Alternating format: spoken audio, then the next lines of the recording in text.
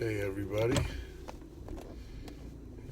I'm off to work, but I have some fascinating stuff I want to talk about.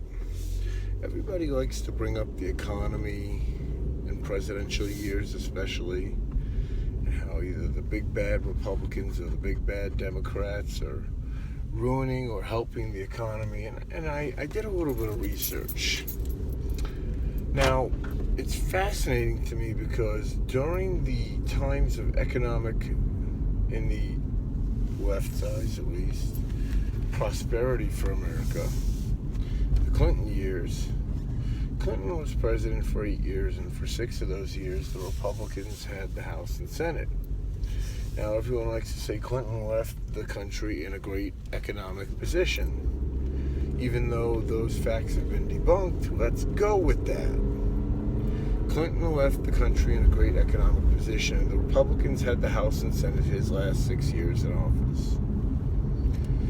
Bush had continued that for the majority of his first term, and it wasn't until his last 6 years that the Democrats finally broke through and got the Senate.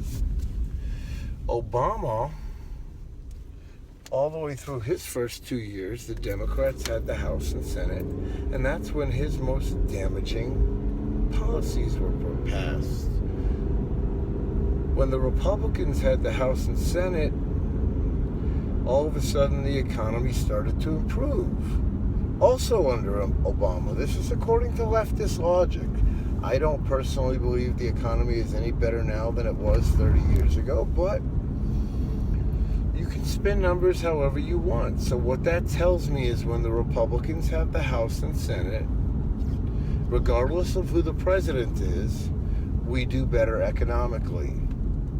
And when the Democrats have the House or the Senate or both, we do horrible economically. So what does that mean to us as Americans? It doesn't matter who wins the presidency, Clinton or Trump. We're screwed either way. What matters is you need to vote in your local congressman and your local Senate elections. You need to make sure, if you want America to do well, that the Republicans keep the House and Senate, because they are the ones that are providing us with our fantastic economies and our economic growth, either by blocking poor legislation or coming up with great legislation. But do the math. It's out there. Every year the Republicans have had the House and Senate has been years of supposed economic growth.